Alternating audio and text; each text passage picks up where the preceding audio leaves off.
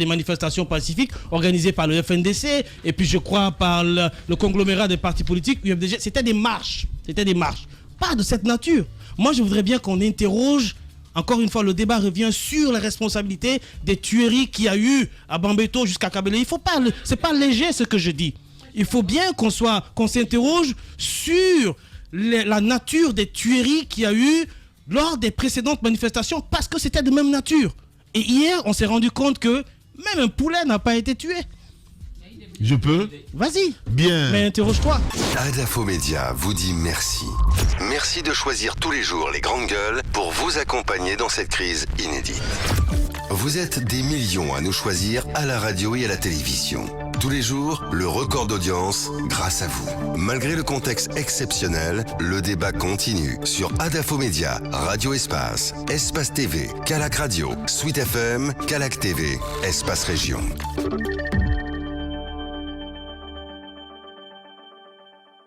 On garde toujours le meilleur pour la fin, mesdames et messieurs. Il sera avec nous d'ailleurs, évidemment.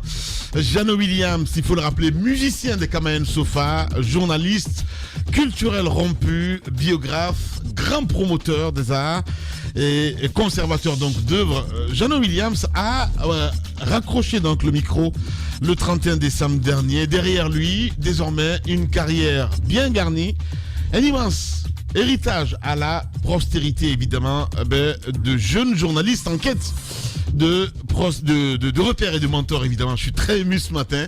Jeannot Williams sera avec nous, mesdames et messieurs. Ce départ, évidemment, à la retraite a mis à profit donc pour célébrer demain, le 2 mars, un journaliste humble et curieux qui a fait de beaux jours donc de la RTG à travers l'émission Sono Mondial et des merveilles du passé. Sera avec nous un moment à l'autre, évidemment, dans cette émission Les Grandes Gueules. Tamba, on s'intéresse évidemment à ce autre dossier. On parle de la SEG ce matin. L'enquête a-t-elle été fabriquée des pièces? Ça, c'est une question importante aujourd'hui. Ouais. Vous savez, au cœur de la démarche qui est engagée, il y a d'abord les acteurs de la gestion publique, ce sont des cadres, des directeurs, des ministres, tels qui sont en train d'être convoqués. Oui. C'est un premier levier. Mais aujourd'hui, il y a la CRIEF. Mais avant, il y a aussi le procureur général, Charles Wright, qu'on a vu un peu plus souvent. Et à la CRIEF, justement, là aussi, il y a un procureur. Ouais. Et la mine dans la chaîne, pour faire jaillir la lumière, il y a des officiers de police judiciaire qui font du travail d'enquête et d'investigation. Et auprès de la gendarmerie nationale, il y a là-bas une direction centrale des investigations judiciaires. Quand on veut connaître d'une situation à l'intérieur d'un tribunal, le juge n'est pas forcément celui qui va aller sur le terrain faire des enquêtes. Il y a des officiers de police judiciaire que l'on commet à cette tâche. Ils sont formés pour porter des interrogatoires sur des questions techniques. Il y a des profils différents que l'on peut avoir et qui font ce travail-là. Grâce à leur travail, des pièces sont mobilisées, des informations sont mobilisées, éventuellement avec des preuves ou pas du tout, pour permettre soit de confondre les accusés ou de les disculper. Les grandes gueules. Il y a quelques jours, dans ce studio, nous sommes revenus sur des charges qui ont, pour l'instant, été annoncées à l'encontre de Diouldé. Diouldé qui a été pendant des années directeur général de la SEG, son agent comptable et 3 autres collaborateurs, partenaires de la SEG. Ce sont des fournisseurs en matériaux, plomberie, matériaux divers qui entrent dans la fourniture de l'eau aux Guinéens. Je veux donner leur nom ici. On avait déjà parlé d'eux, mais ce sont Condé Aboubakar, c'est Sékou Condé, mais aussi Issa Doumbouya, qui sont écroués aujourd'hui. Après avoir été entendus, il y a eu ce mandat de dépôt qui a été délivré contre eux. Ils sont donc, au moment où nous sommes en train de parler, à la maison centrale. Que s'est-il passé? Il y a un certain nombre de charges.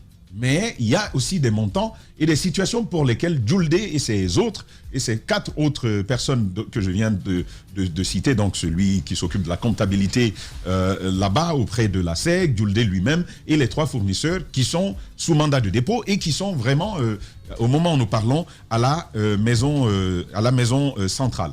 Donc ça c'est le point pour commencer. Ce que l'on reprocherait à Diouldé au départ et à l'intérieur du document que l'on a pu consulter, c'est un peu plus de 3,6 milliards dont le processus d'utilisation n'a pas convaincu les enquêteurs, les officiers de police judiciaire. Je dis encore une fois que cette enquête, je la rends ce matin après avoir entendu toutes les parties. Toutes les parties, à l'exception d'une seule, c'est le colonel Sangaré, auprès donc de la direction centrale de la police judiciaire, qui lui m'a référé à sa hiérarchie. Mais pour tout le reste, ce sont des gens que j'ai pu contacter. Donc, s'agissant de ce seul colonel-là, les choses pourront se dire avec des pincettes. Donc, 3,6 milliards et quelques qui ont été retenus contre Djoulé. Et puis, autre chose qui avait posé problème et qui a fait l'objet d'observation de la part des officiers de police judiciaire, c'est une convention sur la base de laquelle l'ASEG louait un bâtiment pour son siège à Kindia et pour lequel, avait-on dit, à l'époque même dans ce studio, on avait relevé cela, pour lequel il n'y aurait pas eu de contrat. Alors, et une troisième chose, la plus grave par ailleurs, c'est la tentative de corruption.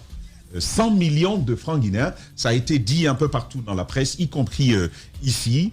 L'argent qui a été scellé, qui a été scellé et déposé près la CRIEF, a donc été présenté comme une volonté de Djoulé de corrompre les enquêteurs. Aujourd'hui, il y a quand même un certain nombre de vérités que nous allons tenter de rétablir. La première vérité, c'est que les 100 millions dont il est question n'ont pas été, même auprès des informations que j'ai pu avoir, je dis encore de toutes parts, auprès des informations que j'ai pu avoir, ces 100 millions-là n'ont pas été payés par Djoulé. Donc, pas par le directeur général de la SEG. Ça, c'est la première information importante. Une autre information importante qui a circulé. Djoulé aurait pris l'initiative de fuir la Guinée pour sortir, aller quelque part, pour éviter, pour se soustraire à la justice. Eh bien, tenez-vous bien à la mine, et son autorité de tutelle, c'est-à-dire le ministère de l'hydraulique, et le ministre secrétaire général à la présidence de la République, Amara, auront signé un document, un ordre de mission, y compris la direction que lui-même y dirige, pour l'autoriser à participer au forum de Dubaï où Diba avait été. Donc, deuxième précision importante, non, il n'a pas essayé de fuir.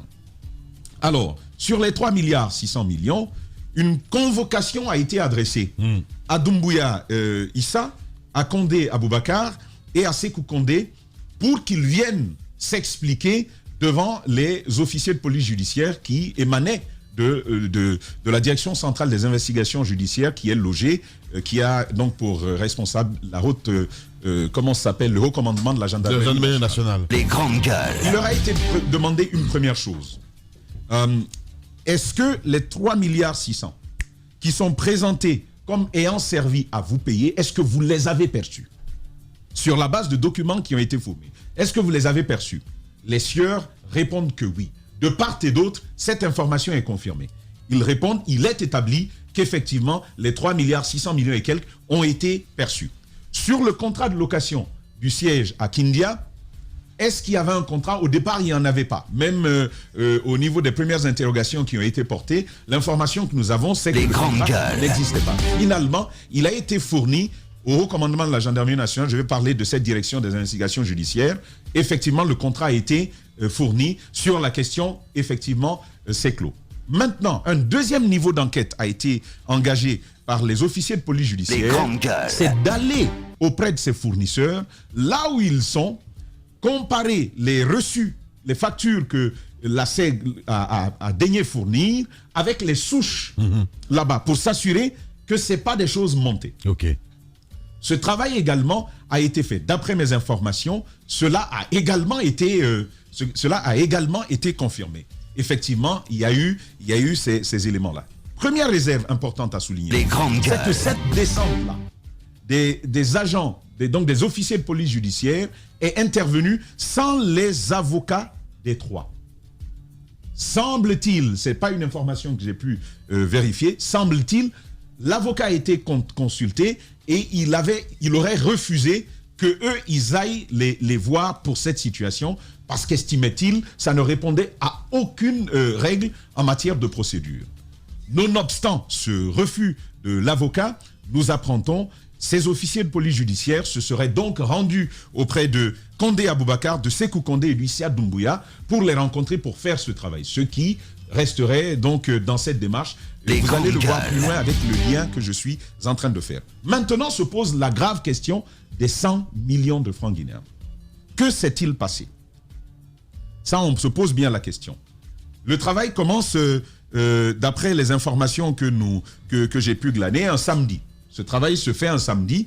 Ils viennent donc, les officiers de police judiciaire, effectivement, ça a été confirmé, ils viennent voir ces fournisseurs là où ils sont. Et puis on leur pose, on fait ce travail sur les souches, et une question importante leur aurait été posée.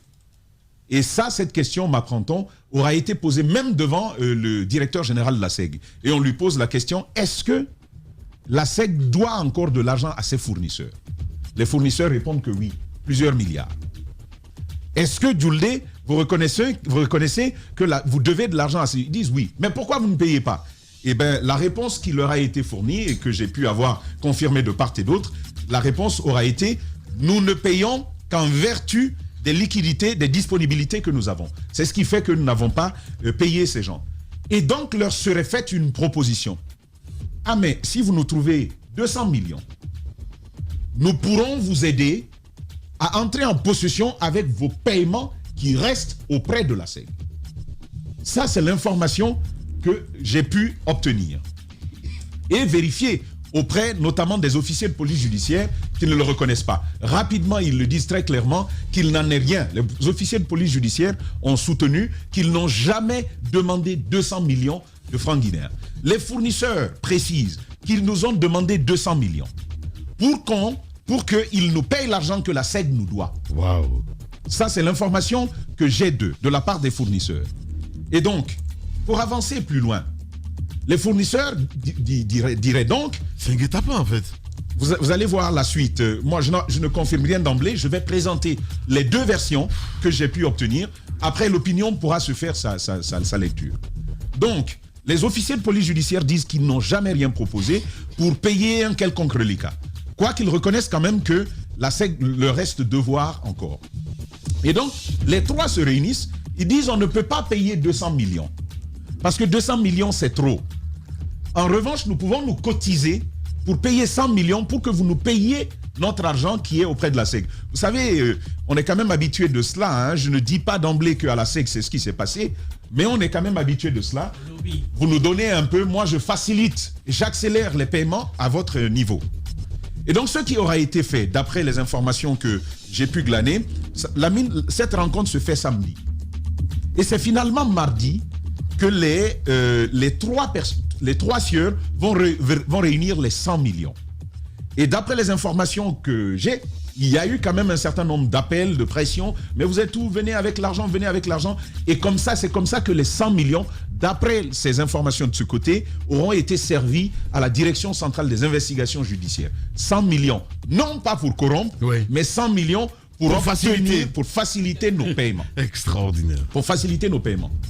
Il y a des noms qui ont été cités dans cette affaire. Autant je me permets de citer les noms de Sékou Condé, de Condé Aboubakar, de Issa Doumbouya. Il faut aussi citer le nom du colonel Sangaré, qui est quand même un des responsables dans cette démarche, et puis d'un autre officier de police judiciaire qui s'appelle Cheikh Oumar. Et donc, la proposition leur aura été faite, les 100 millions auraient été versés. Sauf qu'au niveau du versement, m'apprend-on, on leur demande « attendez ici ». Le colonel souhaite vous parler, le colonel Sangaré, que j'ai eu au téléphone et avec qui j'ai échangé, mais qui m'a dit pour qu'il puisse réagir. Et donc, je continuerai la démarche. J'écrirai à la Direction centrale des investigations judiciaires pour permettre que je puisse échanger avec lui sur la question.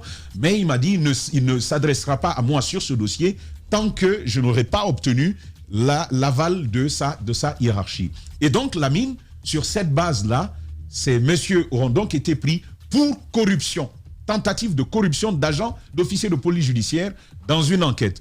Eux soutiennent que non, ils nous ont demandé de l'argent pour faciliter nos paiements, c'est comme ça que nous avons payé cet argent et ça ne concerne en rien le directeur général de la SEG, l'ancien directeur général de la SEG, Djuldé. Voici un peu la situation. Et j'ai quand même posé la question du décalage parce qu'il y avait un autre problème entre les factures et les bons de livraison, d'une part, et avec les bons de commande de l'autre. Pourquoi il y a ce décalage? C'est-à-dire que les bons de commande étaient postérieurs aux bons de livraison et aux factures. Ça ne se doit pas. Et donc, l'explication que j'ai reçue à la fois auprès de ces acteurs-là, c'est de dire, et donc de l'autre côté aussi, c'est de nous dire, écoutez, la SEG se gère sur du régulier, mais il y a aussi des situations irrégulières qui arrivent.